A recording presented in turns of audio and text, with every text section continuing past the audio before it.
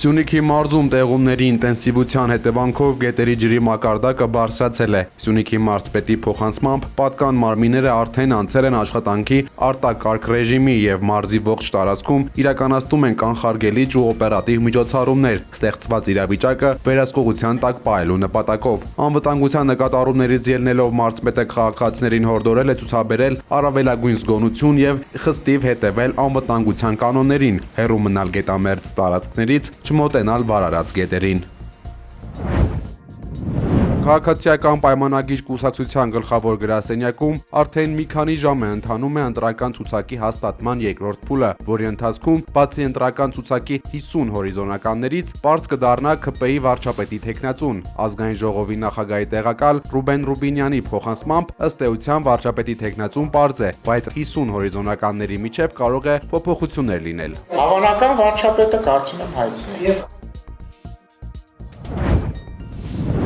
Ղազախստանի Շիմկենտ քաղաքում մեկնարկել է ԵԱՏՄ միջկառավարական խորհրդի ընդլայնված կազմով նիստը, որին մասնակցում է Հայաստանի փոխվարչապետ Մհեր Գրիգորյանը։ Նիստի բացմանը Ղազախստանի վարչապետ Օլժազ Բեկտենովը ողջունելով անդամ պետությունների ներկայացուցիչներին վստահություն է հայտնել, որ համատեղ ջանքերը նոր թափ կհաղորդեն ինտեգրացիոն գործընթացներում։ Օրակարգի առանցքային թեմաների շարքում են արտաքին առևտրին առնչվող հարցերը եւ արհեստական բանականության զարգացման նախաձեռնությունները։ Уважаемые члены Евразийского межправительственного Իր ելույթում փոխվարչապետ Մհեր Գրիգորյանը ընդգծել է համակարգված մոնիտորինգի կարևորությունը, ինչը թույլ կտա ոչ միայն օպերատիվորեն բացահայտել անհամապատասխանությունները, այլև մշակել արդյունավետ միջոցներ ներքին շուկայի պաշտպանության եւ տեղական արտադրողների աջակցության համար։ Նա առանձնահատուկ շեշտել է մաքսային ծառայությունների փոխգործակցության արդյունավետությունը, որը ուղղակիորեն ազդում է բյուջետային եկամուտների վերահսկողության վրա։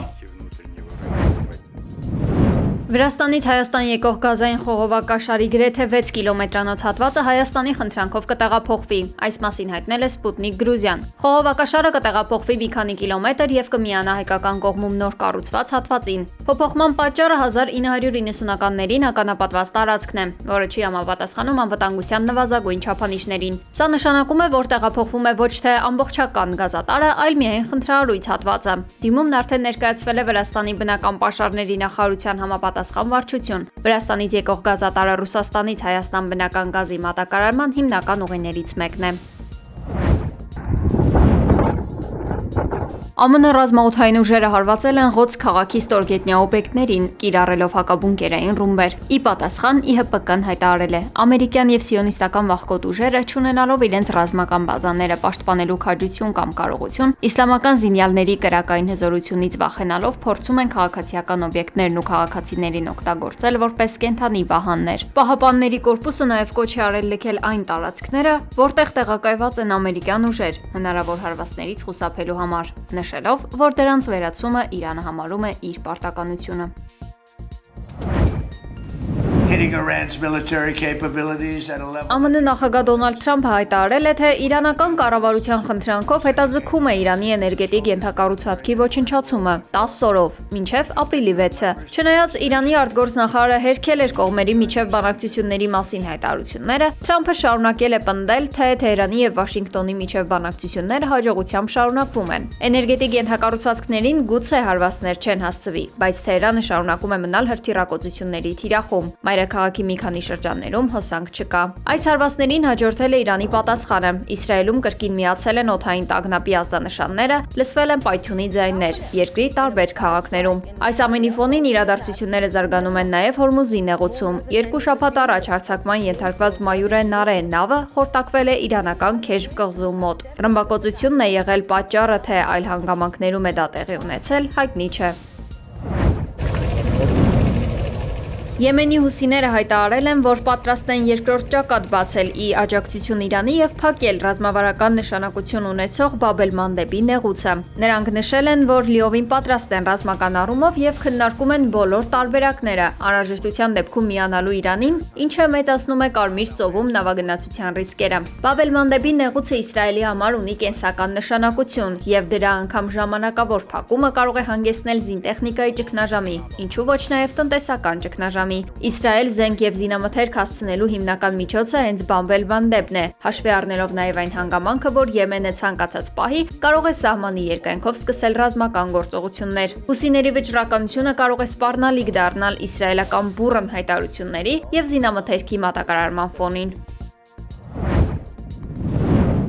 Իսրայելի վարչապետ Բենյամին Նեթանյահուն հայտարարել է Իսրայելում պարտադիր զինվորական ծառայությունը ընդլայնելու ծրագրերի մասին, զինվորների պակասի պատճառով։ Իսկ Իրանի զինված ուժերի գլխավոր խոսնակը հայտարարել է, որ Հորմուզի նեղուցում իրավիճակը չի վերադառնա իր նախկին դրությանը։ Ավելին, հրթիռային հարված է հասցվել թայլանդական տանկեր տեղափոխող նավին, որը փորձել է առանց թույլտվության անցնել նեղուցով։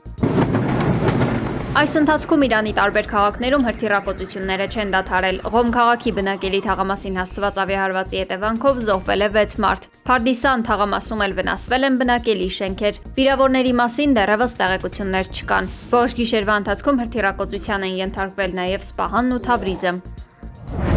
I'm here on behalf of the United States of America. I look forward to meeting with them. ԱՄՆ պետքարտուղար Մարկո Ռուբիոն հայտնել է, որ G7-ի Վաշինգտոնի դաշնակիցները պետք է հետաքրքրված լինեն Հորմուզի նեղուցում լիարժեք նավագնացության վերականգնմանը նպաստելու հարցում։ Նրանց շահերից է բխում օգնելը։ Մյուս երկրներն այնտեղից անհամեմատ ավելի շատ նավթ են ստանում, քան մենք, ասել է Ռուբիոն։ Նա միաժամանակ ուղիղ չի պատասխանել այն հարցին, թե ինչ օգնություն կարող է լինել դա։ Ես այդ մանրամասները կթողնեմ պաշտպանության նախարարությանը, նշել է պետքարտուղարը։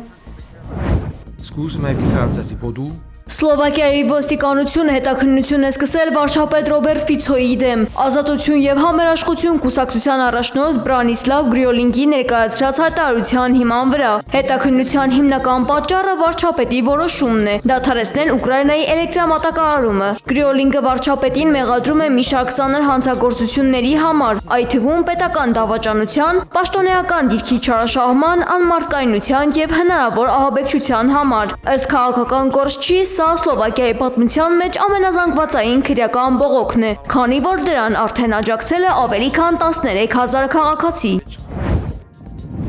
ԱՄՆ թղթադրամներն այս ամռանից կկրեն նախագահ Դոնալդ Թրամփի ստորագրությունը, հայտնել է Reuters գործակալությունը։ ԱՄՆ ֆինանսների նախարարությունը հայտարարել է, որ սա առաջին դեպքն է, երբ գործող նախագահը ամերիկյան թղթադրամ է ստորագրում։ Նոր թղթադրամները թողարկվել են ԱՄՆ անկախության 250-ամյակի կապակցությամբ։ 165 տարվա ընթացքում առաջին անգամ այս թղթադրամները չեն պարունակի ԱՄՆ գանձապետի ստորագրությունը։ Հայտնի է, որ Թրամփի եւ ԱՄՆ ֆինանսների նախարար Սքոթ Բեսենտի ստորագրություններով առաջին $100 անոցները կտպագրվեն հունիսին։